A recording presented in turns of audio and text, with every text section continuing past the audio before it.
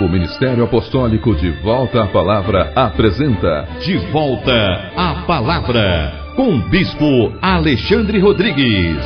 Uma voz profética, preparando o caminho para a segunda vinda de Cristo.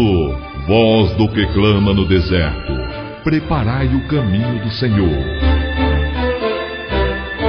Bom dia, toda honra e toda glória sejam dadas ao nosso Senhor e Salvador Jesus Cristo, ao Senhor da igreja e a todos vocês que estão em casa, graça e paz vos sejam multiplicadas. Este é o programa De Volta à Palavra, um programa feito para a edificação do corpo de Cristo. Amados irmãos e irmãs, gostaríamos de convidá-los a pegarem vossas Bíblias e a nos acompanhar nesta manhã, numa mensagem belíssima que certamente vai falar ao nosso coração. Acompanhe-nos na primeira parte da mensagem, Graça sobre Graça.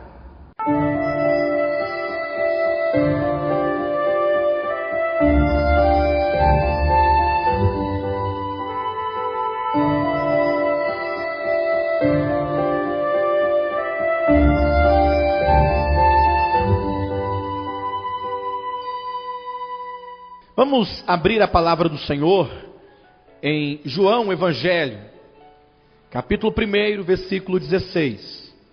A palavra de Deus tem poder de transformação. A palavra de Deus tem poder de mudar as convicções dos homens, de alterar para sempre disposições do coração que nos prejudica, que nos afasta do Senhor.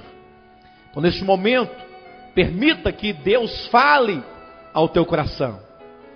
Peça ao Senhor, Senhor, que durante toda essa ministração, que a tua palavra tenha acesso pleno à minha alma, ao meu coração. E que então o Senhor cumpra em nós aquilo que Ele deseja cumprir, em o nome de Jesus. O tema da mensagem desta noite é graça sobre graça.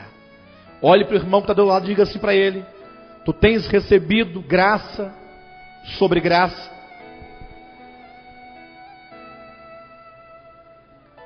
Aleluia!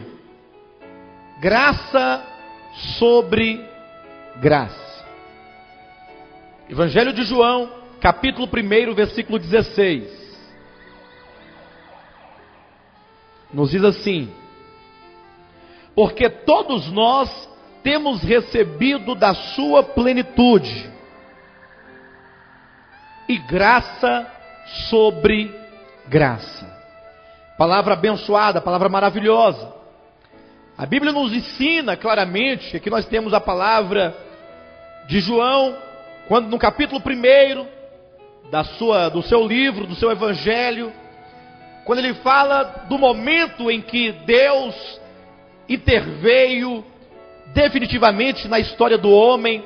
O próprio Deus veio ao encontro do homem e andou entre os homens e contatou os homens e conheceu de uma maneira empírica as necessidades dos homens.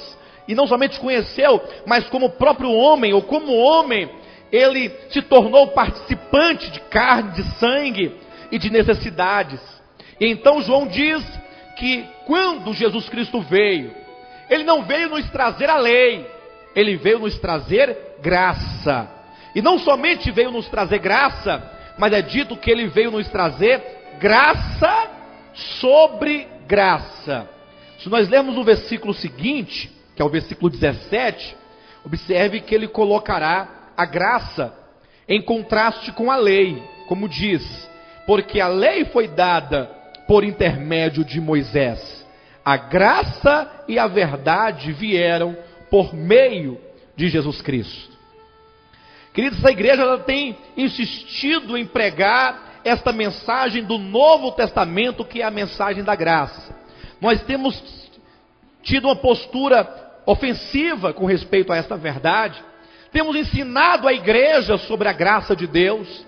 Temos procurado conduzir cada irmão a experimentar essa graça, até mesmo porque nós acreditamos que só por intermédio da graça é que o homem consegue chegar no padrão, no nível que Deus deseja levá-lo. E não somente temos recebido graça, mas é dito que temos recebido graça sobre graça. E a cada dia estamos recebendo mais desta graça. Mas muitas vezes, queridos, nós percebemos eventualmente que talvez nos falta uma compreensão maior sobre esta verdade da graça divina. O que de fato seria a graça divina? Ou o que é, de acordo com a Escritura, a graça de Deus? É tanto que a graça, ela não está presente na nossa vida tão somente no momento em que nós nos convertemos. Mas a Bíblia diz, conforme está em 2 Pedro, capítulo 3, versículo 18, sobre a necessidade que nós temos de crescer em graça. Se em João capítulo 1, versículo 16, nos diz que nós temos recebido a graça, e graça sobre graça, o apóstolo Pedro, na sua segunda carta, fala que nós precisamos crescer nesta graça. Ou seja, a graça, ela deve estar presente dia a dia na nossa experiência. Deve ser algo crescente, algo de que nós participamos e de que participa de nós. A vida cristã requer crescimento, e esse crescimento é um crescimento na graça. Então, para que nós possamos ter a clareza dessa necessidade, o apóstolo Paulo, em Colossenses, no capítulo 1, versículo 6, nos fala da importância de nós entendermos a graça de Deus. Verifique se nós colocarmos os versículos lado a lado. João capítulo 1, 16, fala-nos do recebimento da graça. 2 Pedro 3, 18, fala da necessidade de nós continuarmos crescendo nesta graça. E em Colossenses capítulo 1, versículo 6, fala da necessidade de entendermos a graça de Deus. Entender a graça na verdade. E eu quero que você pergunte para o teu irmão que está ao seu lado: você entendeu a graça de Deus? E é bom que você não responda nem que sim, nem que não. Mas você pode perguntar assim para o teu irmão: você recebeu a graça de Deus? Essa você pode responder. Você tem recebido graça? Agora a segunda pergunta: você tem crescido na graça?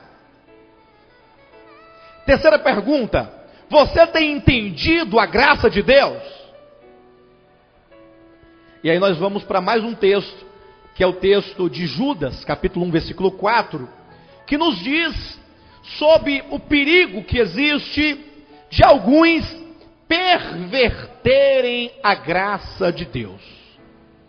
Pergunta para o teu irmão assim: você tem pervertido a graça de Deus?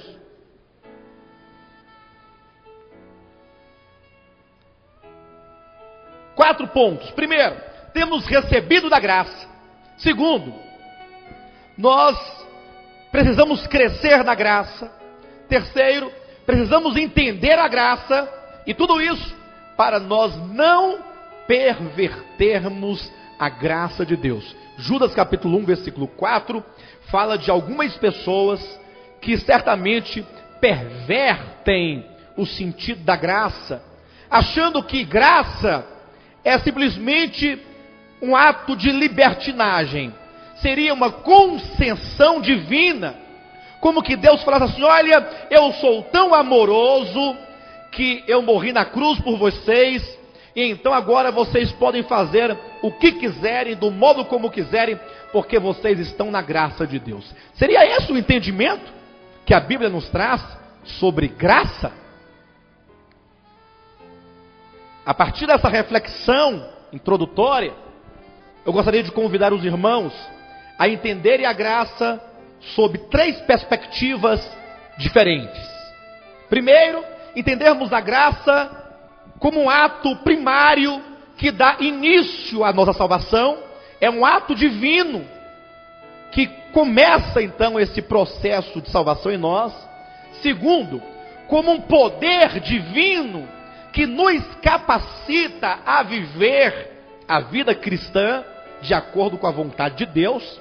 E em terceiro lugar, mais um ato divino como forma de conclusão e de consumação da sua obra de salvação em nós. Então a graça, ela está presente no início da salvação, no desenvolvimento da salvação e também na conclusão de nossa salvação. Todas as pessoas, preste atenção, que tiverem um começo equivocado, ou que tenham um meio equivocado, ou que pensam num desfecho equivocado de salvação, estão arruinados. Não é possível que a salvação tenha começo sem graça. Não é possível que haja um desenvolvimento dessa salvação sem a graça. E também não é possível que a salvação seja consumada em nós sem a graça de Deus. A graça é o fator que começa, é o fator que se desenrola e é o fator que conclui a nossa salvação. A graça, portanto, ela está presente no início, no meio e no fim da salvação do homem. Por isso a afirmação de que pela graça e pela graça somente sois salvos. Aqueles que começam a salvação pensando nas suas próprias obras ou na sua própria capacidade, esses não podem ter um resultado positivo na salvação, porque a salvação não começa pelas obras.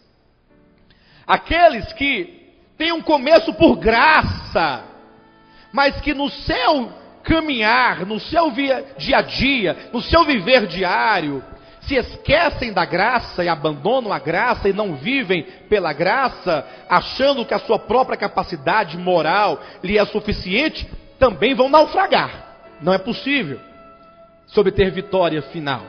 E aqueles que pensam que a vinda de Cristo será, na verdade, um resultado, ou o arrebatamento será um resultado da capacidade humana, e então o Senhor vem para dar ao homem o seu merecimento próprio sem Cristo, também estão equivocados. A graça de Deus é fator determinante para se começar, para se viver e para se encerrar esta obra de salvação em nós. A mensagem desta noite, portanto, é um convite para que nós venhamos refletir o início, o meio e o fim de nossa salvação sob a perspectiva da graça, razão pela qual o tema proposto é graça sobre graça. Graça para começar, graça para se desenvolver e graça para finalizar esta obra de salvação em nós. Quando nós falamos, meus queridos, sobre o início de nossa salvação, é preciso que nós entendamos por que a graça de Deus é necessária no início de nossa salvação. Muitas pessoas pensam que a salvação, ela requer o mérito humano, requer a participação humana. Quando nós lemos, por exemplo, o capítulo 1 do Evangelho de João, e esse capítulo deveria ser lido pelos cristãos, no mínimo uma vez por semana, para que se trouxesse sempre a lembrança do significado da encarnação do Verbo, para que nos trouxesse a lembrança, o significado do fato de Deus se fazer carne. O capítulo 1 do livro de João nos diz que Deus se fez carne e veio habitar entre nós. E quando Jesus Cristo veio habitar entre os homens, Ele não veio cheio de lei. Ele não veio dizer aos homens o seguinte: olha, vocês precisam fazer algo de justiça, vocês precisam praticar a justiça para serem salvos. Não. Embora em algum momento ele tenha dito ser necessário guardar os mandamentos com o fim de ser salvo, ele disse isso ao jovem rico, em Mateus capítulo 19, nós temos esse registro, mas na verdade não era essa a intenção real do coração de Jesus Cristo, senão que Jesus queria levar o jovem rico a uma reflexão. É certo que aqueles que têm justiça, eles são salvos sim, por que não? Se alguém tem justiça, e de fato essa justiça é justiça, quem é que pode condená-lo? O problema é encontrar alguém que seja justo, porque a Bíblia diz que não há justo, nenhum sequer. Então, quando Jesus veio, ele não veio falar para os homens que os homens tinham que praticar justiça para serem salvos. Ele não veio exigir a lei do homem. Ele não veio exigir comportamento do homem. Ele não veio exigir bondade do homem, santidade, perfeição. O que diz no capítulo 1 do Evangelho de João? Que Jesus veio cheio de graça e de verdade. Ele veio cheio de amor. Ele veio cheio de compaixão. Ele veio cheio de bons sentimentos da parte do Pai para o homem. Ele veio dizer para os homens o que Deus havia falado para o povo de Israel lá no Antigo Testamento. Eis que Deus, o Pai, tem bons pensamentos para convosco, pensamentos de paz, e não de guerra, e não de mal. Deus não veio ao homem exigir do homem o que o homem não tem. Graça significa que Deus, ao vir ao homem, no começo da salvação do homem, ele vem cheio de suprimento da parte do Pai, ele vem cheio de justiça de Deus, cheio de santidade de Deus, tudo aquilo que Deus é, ele vem cheio de graça, ministrar, dar, entregar, de forma gratuita aos homens, essa graça maravilhosa. Abram a Bíblia em Efésios, no capítulo 2, e vamos nos certificar do que é graça, no aspecto do início de nossa salvação. Epístola de Paulo aos Efésios, capítulo 2, a partir do versículo 1. Ele vos deu vida. Os irmãos estão entendendo isso? Os irmãos atentaram para isso? Ele vos deu vida. Observe que a mensagem da graça, essa mensagem da graça inicial, é uma declaração do que Deus fez, não do que o homem é capaz de fazer. Há muitas pessoas que estão desesperadas. E sabe quem tem colocado as pessoas desesperadas? A própria religião. Aquela que deveria, pelo menos assim se entende popularmente, que deveria tirar os fardos dos homens, que deveria levar esperança para os homens, estão levando um fardo ainda maior, estão levando condenação e ameaça aos homens. Mas isso não é o depoimento ou o testemunho da Bíblia Sagrada. A Bíblia diz: Ele vos deu vida, estando vós mortos nos vossos delitos e pecados. Como é que você estava no início da sua salvação? Como é que você estava? Essa mensagem nesse primeiro momento é para tirar toda a autossuficiência do coração do homem.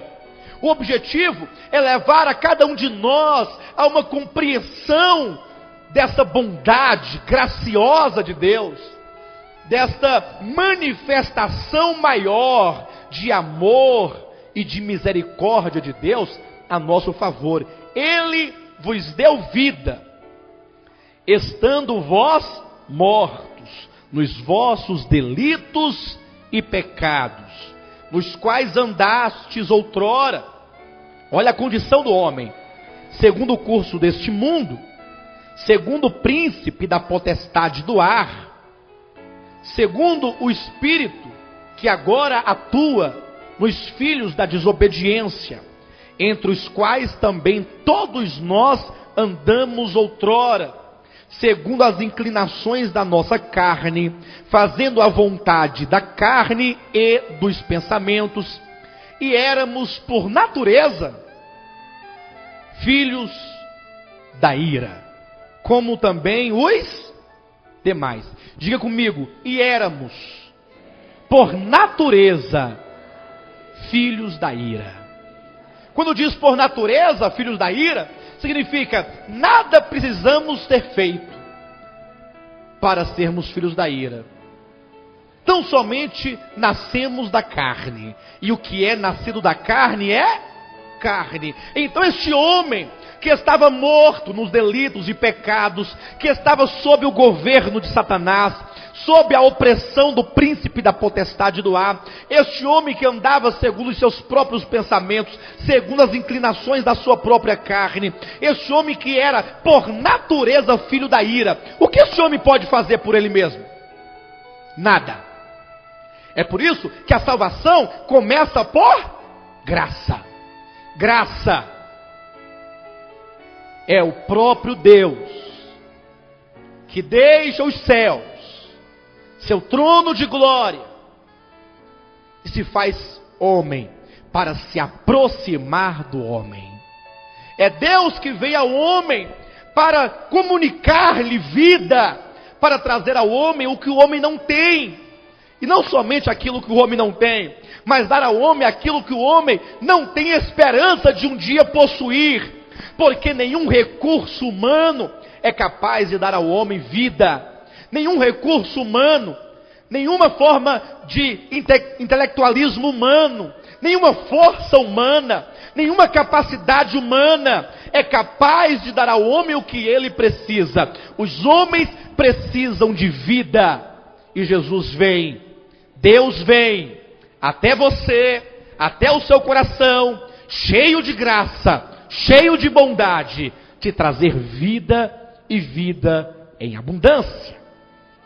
Por isso é dito no versículo 4, porque o versículo 1, 2 e 3 apenas descreve uma condição miserável do homem. Se vocês lerem atentamente versículo 1, 2 e 3, todos que lerem ficarão espantados com o modo como o apóstolo descreve a miséria humana, mortos, debaixo da potestade de Satanás, governado pelo Espírito, que atua nos filhos da desobediência, carnal, cujas inclinações são totalmente para o mal, para a maldade, e sendo em natureza filho da ira. Aí o versículo 4 diz: mas Deus. Diga glória a Deus, meu irmão. Isso é graça. Olha, estávamos mortos, estávamos sob o domínio de Satanás, estávamos totalmente fadados ao fracasso, porque as inclinações do coração, porque os objetivos da mente, os desejos, os propósitos, as intenções eram todas governadas e controladas por Satanás, pela carne, pelos pensamentos caídos. Estávamos no curso do mundo, éramos filhos da ira, mas Deus, a tua esperança é Deus. Isso é graça. Mas Deus, sendo rico em misericórdia. Versículo 4: mas Deus, sendo rico em misericórdia, por causa das boas obras dos homens, por causa da justiça dos homens, é isso que diz a Bíblia, por causa da boa vontade dos homens. Irmãos, o homem aqui não tem nada, mas é dito: mas Deus, sendo rico, sendo abundante em misericórdia, por causa do grande amor com que nos amou, e estando nós, o apóstolo repete, para que você fique claro, mortos em nossos delitos, nos deu vida juntamente com Cristo. Pela graça sois salvos. Aleluia! Isso é graça. Isso é manifestação da graça. Todos que estão aqui esta noite, eu tenho certeza, passaram por essa experiência. E se porventura você não passou por essa experiência, o simples fato de você estar aqui já mostra que você já está sob a influência da graça. Glória a Deus. Esse é o começo de nossa salvação. Quantos podem dizer glória a Deus porque tiveram um começo genuíno pela graça de Deus? Você teve um começo genuíno? A sua experiência com Deus, sua experiência de salvação, é essa experiência de Efésios 2? Você estava morto? Suas inclinações eram para o mal? Você estava dominado pelo príncipe da potestade do ar? Você era por natureza filho da ira? E Deus te viu? Deus foi até você, cheio de graça, cheio de misericórdia, estando nós mortos, Ele nos deu vida, pela graça fomos salvos. Aleluia. Pode aplaudir a Jesus Cristo, porque Ele é digno de toda honra e de toda glória. Pela graça sois salvos. Este é o começo da salvação. Essa mensagem libertadora, que ensina o caminho da verdade, tem sido prejudicial. Mas como? De que maneira? Como pode a palavra que deveria libertar algema as pessoas? Não é a palavra, mas é o modo como muitos têm ouvido a mensagem da graça. Pessoas que outrora oravam, ao vir para cá deixaram de orar. Parece que não fez bem, porque pararam de orar. O que deveria fazer não era parar de orar, era mudar o modo de orar.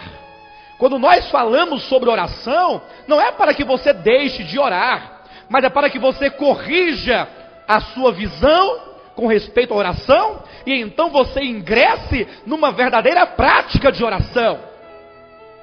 Mas muitos têm parado de orar, depois que ouviram a palavra da graça. Eis a razão pela qual a introdução dessa mensagem dizia que nós recebemos a graça, que devemos crescer em graça, mas que é preciso, antes de tudo, entender a graça.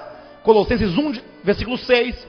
Porque se você não entender a graça de Deus, na verdade, você corre um sério risco de você, então, perverter essa graça. Muito bem, queridos, vocês assistiram a primeira parte da mensagem intitulada Graça sobre Graça. Essa foi apenas a primeira parte, apenas o começo. Essa mensagem ainda será ministrada todo o seu restante nos próximos programas. Por isso, não deixe de nos acompanhar a cada sábado às 9 horas da manhã. Eu tenho agora um recado muito importante para vocês, porque Deus tem nos trazido uma bênção muito grande. Nós temos agora um centro de estudos bíblicos no Plano Piloto. Neste domingo, excepcionalmente, amanhã, esse estudo acontecerá às 18 horas, em função da ceia do Senhor, que acontece na nossa igreja, na Ceilândia, todo primeiro domingo de cada mês. Portanto, amanhã, pela manhã, às 9 horas da manhã, na QNN 17, conjunto H, lotes 46 a 48, na Ceilândia Norte, acontecerá a ceia do Senhor. Eu quero convidar a todos vocês, inclusive que estiveram conosco na escola bíblica no domingo passado, a estarem conosco pela manhã, no Partir do Pão, conosco aqui na Ceilândia. E então, na parte da tarde, às 18 horas, estar conosco no Plano Piloto, na nossa escola bíblica. Neste domingo, excepcionalmente, a escola bíblica acontecerá às 18 horas. Nos demais domingos, acontecerá normalmente às 9 horas da manhã. Tome nota do nosso endereço no Plano Piloto. Centro Comercial Boulevard, no Conic, ao lado da rodoviária, na Sobreloja. Estamos aguardando por vocês amanhã, domingo, às 18 horas, e pela manhã, na Ceilândia, conosco, na Ceia do Senhor. Tenham um bom dia, a graça e a paz do Senhor estejam com todos vocês. Jesus Cristo é o nosso Senhor. É impossível viver sem teu amor. Já não posso viver sem tua graça. Em teus braços abrigo eu encontrei. É o amigo que tanto procurava. É impossível viver sem teu amor, Jesus. Sem você não dá.